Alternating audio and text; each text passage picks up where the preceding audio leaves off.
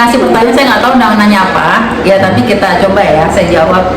Mudah-mudahan saya jawabnya bisa benar ya. Oke, mulai pertanyaannya. Oke. Dok, kisah paling inspiratif yang pernah dokter dengar apa sih?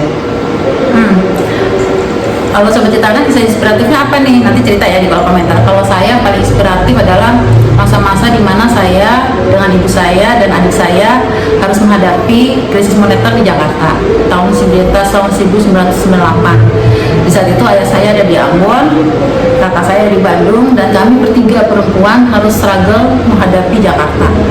Dan di saat itu saya ngerasa seorang ibu itu punya kekuatan yang besar untuk bisa menjaga anak-anaknya. Dan saya ngelihat wanita itu bisa dibilang mungkin ya secara fisik lemah, tapi secara mental belum tentu loh. Dan saya belajar bahwa kita sebagai wanita juga harus bisa struggle menghadapi tantangan-tantangan dalam hidup kita. Nanti kamu bagi juga ya inspirasinya. Baik, ini udah habis ya pertanyaan satu. Aku mau tanya lagi. Kira-kira kisah paling membahagiakan dalam hidup apa sih, Dok? Semua orang sama sih kalau menurut saya. Rata-rata teman-teman kita pasti bahagia kalau bisa bikin bahagia kedua orang tuanya kan. Kamu juga kan pasti. Nah, kalau kamu mungkin beda-beda ya. Kalau saya paling seneng sih waktu saya wisuda pastinya. Karena saat itu saya bisa menyelesaikan sekolah saya, walaupun ya pasti tantangan sekolah beda-beda ya. Dan ketika ngeliat orang tua kita ngeliat kita berdiri di depan panggung, terus toga kita dinyanyikan kata kita lulus, itu pasti paling bangga. Semua orang sama kok. Oke, pertanyaan ketiga. Kalau melihat teman lama ya, Dok, apa yang biasa dilakukan gitu? Kalau melihat teman lama, selama apa nih? Selama STK nggak ada yang saya ingat teman STK saya. Kejaksaan kok temannya sendiri nggak diingat? Iya, nanti kamu ikut deh tes kepribadian. Saya tipikal orang yang introvert, jadi saya tipikal orang yang kalau udah punya teman itu jumlahnya sedikit tapi dalam. Tapi kalau teman sahabat deket ada, itu yang SMA pun masih ada, sampai bikin grup tuh masih ada. Kalau ketemu mereka biasanya ngobrol sih sama saya, karena saya emang tukang ngobrol dari kecil. Bahkan pernah dihukum sama guru sekolah karena kerjanya ngobrol di kelas, saking bosannya ngerjain soal yang menurut saya gampang dikerjakan. Dan karena saya gampang dikerjakan dan saya bosan, saya ngajak ngobrol teman sebangku saya, sehingga kita berdua dihukum di depan kelas karena kerjanya ngobrol. Kalau yang lainnya tuh pasti kalau datang pasti kerjanya ngobrol dan curhat sama saya, itu sih. Oke, aku mau nanya lagi nih.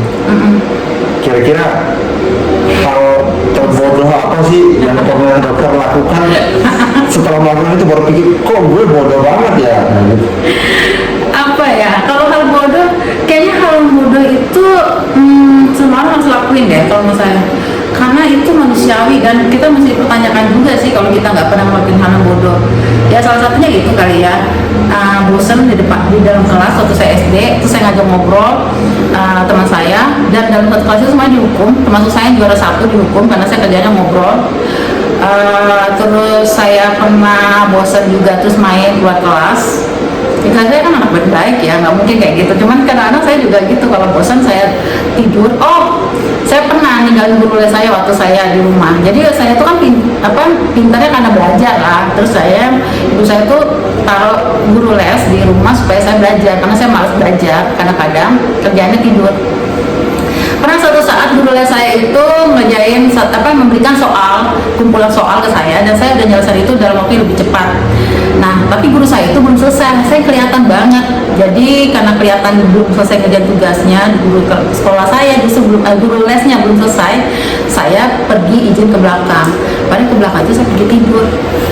Dan akhirnya ibu saya nyadar karena tiba-tiba ibu saya ke depan ngeliat bahwa saya nggak ada di tempat, dan guru les saya seperti kebingungan karena saya ternyata udah ninggalin guru les saya selama 2 jam. Sejak saat itu guru les saya pada saat itu nangis dan akhirnya nggak pernah mengerjain saya lagi. Itu saking banyak guru les saya. Nah itu hal yang paling bodoh, dan saya minta maaf, saya nggak ingat nama guru saya itu. Saya minta maaf ibu, maaf ya. Saya tuh yang bandel kalau udah bosen pasti saya ngantuk dan saya tidur. Oke, pertanyaan terakhir nih.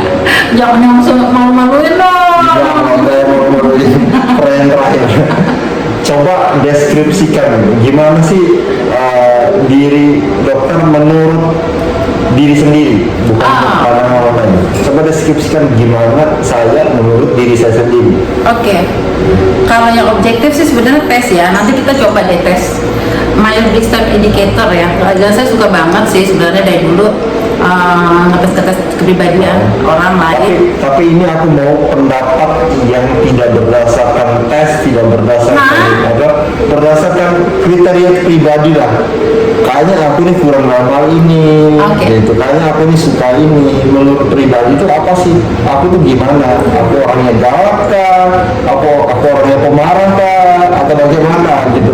Kan selama ini mungkin kita dengarnya dari orang lain aja. Nah kalau dari diri sendiri nih, gimana kan? Oke.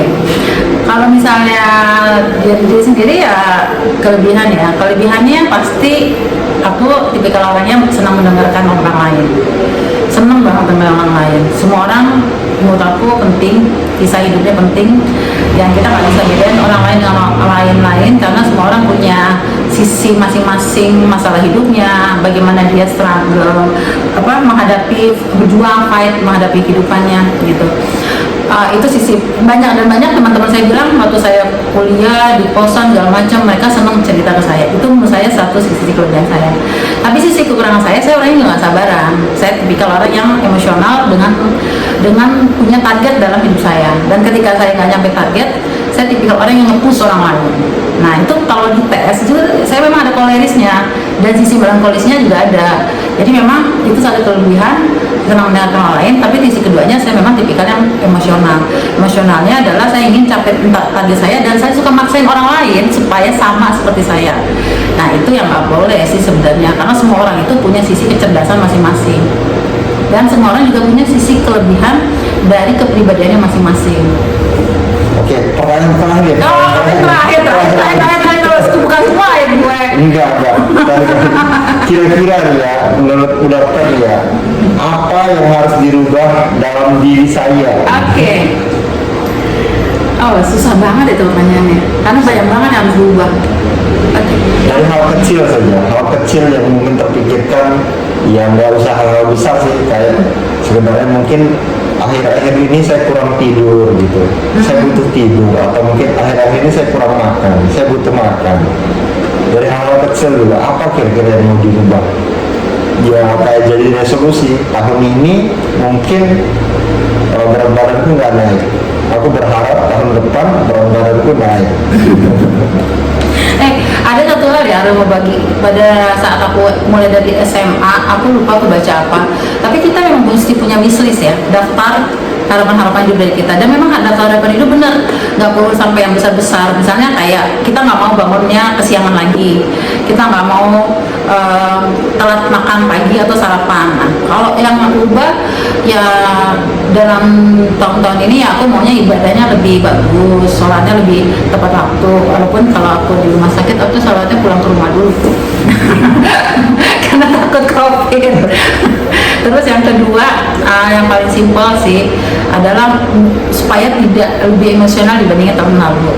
Karena aku emang tipikalnya, karena aku koleris juga kali ya, jadi sudah biasa ngadepin semuanya itu sendiri, ya aku mesti bisa lebih memahami diri sendiri, memahami orang lain, bahwa orang lain itu nggak selalu sama seperti aku. Nah itu yang paling susah tuh, tapi itu yang aku tulis lebih sabar, dan itu sebenarnya susah dari tahun ke tahun gak berubah-berubah gitu. Berarti wishlistnya tahun 2022 itu lebih sabar dan sabar lagi ya? Sabar dan sabar lagi. Oke.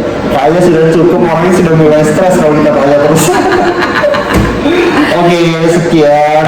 Bye, see you.